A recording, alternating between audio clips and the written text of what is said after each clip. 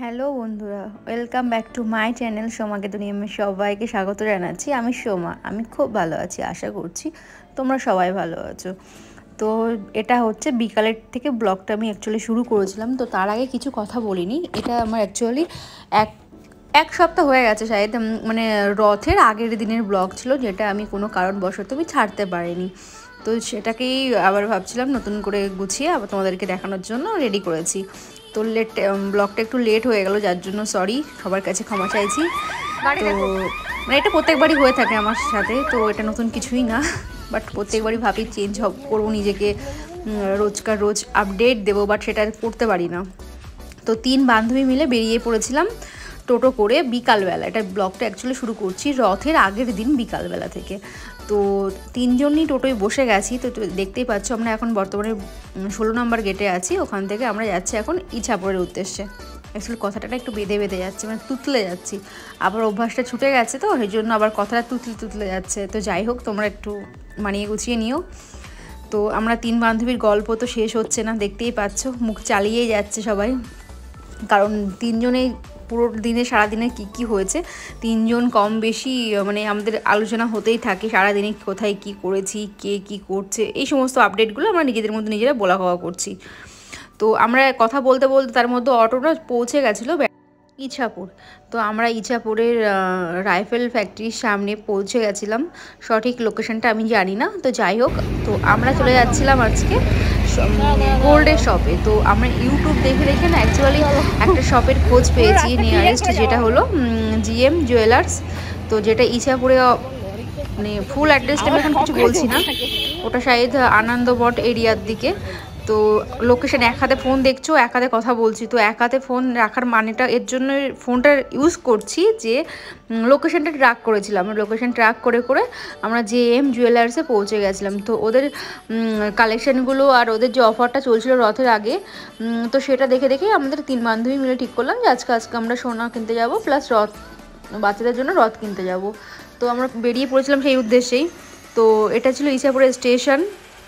আমি আসছি first time এদিকে, আমিও চিনি না কিছু, আর ওরা দুটো তো চেনেই না। তো অবস্থা দেখো, কি আর বলবো। তো যাই হোক, তো এখন ওভারব্রিজটা ক্রস করে আমরা ওই পাশের দিকে যাব, কারণ লোকেশন একটু দূরে আছে, মানে স্টেশনের আশেপাশে দেখাচ্ছিল, কিন্তু এখন কারো কাছে জিজ্ঞাসা করে দেখলাম যে একটু দূরে আছে।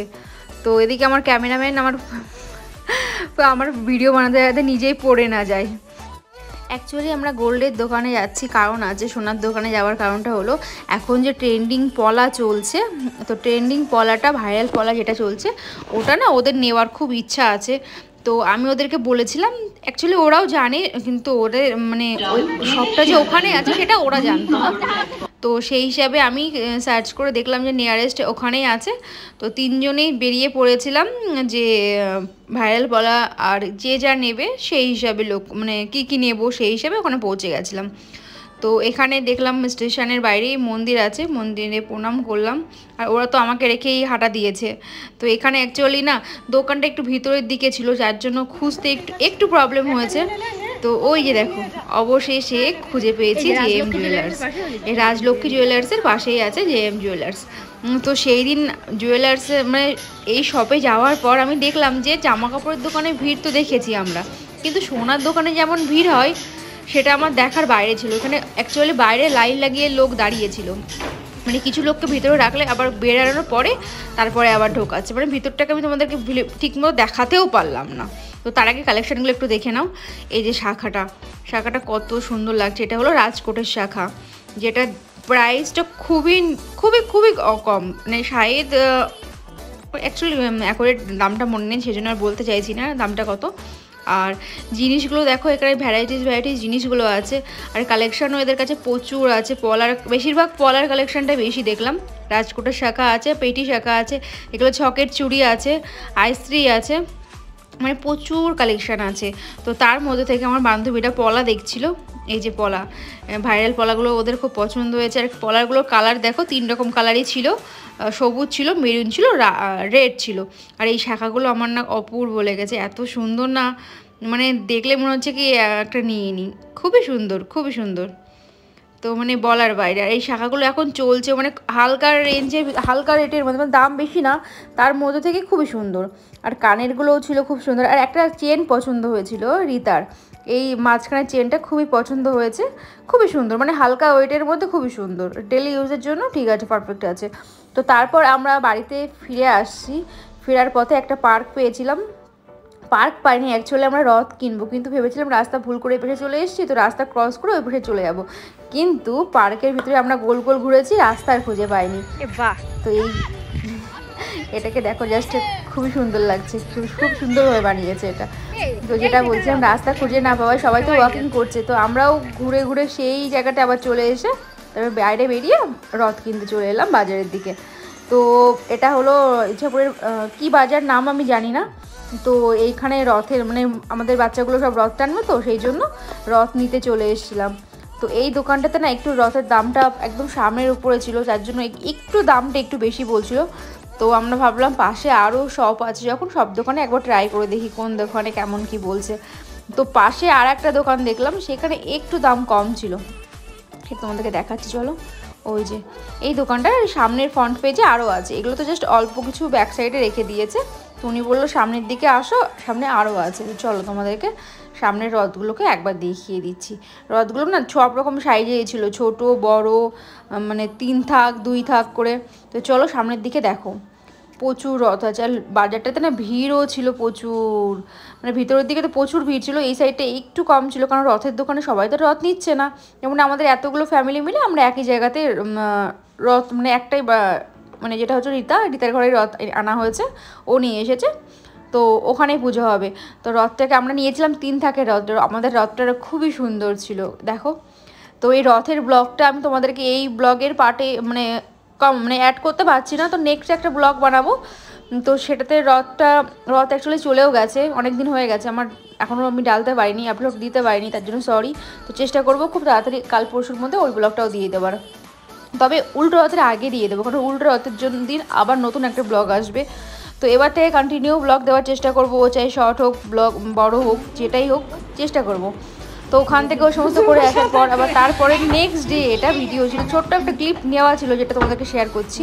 এটা হলো আমার বান্ধবী ঈশিতা, একে হয়তো আমার ভিডিওতে অনেকেই দেখেছো বা এখনই অতটা মনে নেই আমার, কিন্তু ওই মেয়েটাকে দেখেছো, ওটা হলো আমাদের মেয়ে, ছোট্ট মেয়ে অনুষা, খুবই কিউট। তো আমার বান্ধবী ও না পার্লারের সমস্ত কাজকর্ম সবই জানে, আর ওর হাতের কাজটা খুবই ভালো।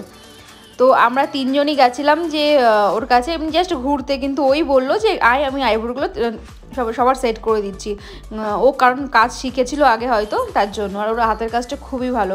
তো আমার আইব্রোটা ও না এত সুন্দর বানিয়ে দিয়েছে, যেটা আমি তোমাদেরকে শেয়ার করা হয়নি, বা অন্য কখনো আবার যখন নতুন করে করব না, তখন তোমাদেরকে আমি অবশ্যই শেয়ার করব যে ওর কেমন বানিয়েছে। ও খুব সুন্দর বানিয়েছে, আমাদের 3 জনেরই সেট ও করেছে। তো আর একটা কথা, আমি সোনার দোকানে গেলাম, সব কিছু দেখালাম, কিন্তু সোনার দোকান থেকে কী নিয়ে এলাম সেটা কিন্তু তোমাদেরকে দেখানো হয়নি। তো এই ব্লগটাও এর পরে আসবে, কারণ ব্লগটা অ্যাকচুয়ালি 10 মিনিটের হয়ে গেছে, আর আমি চাইছি না এই ব্লগে মানে অ্যাড করতে, যাতে এত কিছু হ্যাপা হয়ে যায়, মানে একসঙ্গে অনেকটা ভিড় হয়ে যায়, মানে অনেকটা লং ভিডিও যেটাকে বলে, অ্যাকচুয়ালি লং ভিডিও বানাতে চাইছি না, কারণ কারো ধৈর্য থাকে না এতটা লং ভিডিও দেখার জন্য, সেই জন্য কমের মধ্যে এটাই চেষ্টা করছি এই পর্যন্ত। তো এর পরের ব্লগটাই আসবে রথ, আর কি সোনা গয়না কিনেছি সেটা চেষ্টা করব। তো আজকে ছিল রথের মেলা, কারণ নেক্সট দিন মানে এটা হলো পরের দিন, নেক্সট ডে, ঠিক আছে, কারণ ওটা আগের দিন হয়ে গেছে, তার পরের দিন পার্লারের পর থেকে এটা নেক্সট ডে। তো রথের মেলাতে আমরা বাচ্চাগুলোকে টিউশন পড়ানোর পর থেকে না, ওখান থেকে নিয়ে আসার সময় আমরা চলে গেছিলাম রথের মেলায়। তো এই মেলাতে আসার পরে না, সেই ছোটোবেলায় এই জিনিসগুলোকে দেখতাম মেলাতে, আমার বাড়ির পাশে মেলা হতো, সেখানে যাওয়া দেখা সেই একই সেম, কারণ আমি অনেক বছর বাইরে ছিলাম, তো মেলা টেলা অতটা আমি কোথাও যাইনি কখনো, অত মেলা মানে ঘোরা হয় না আমার।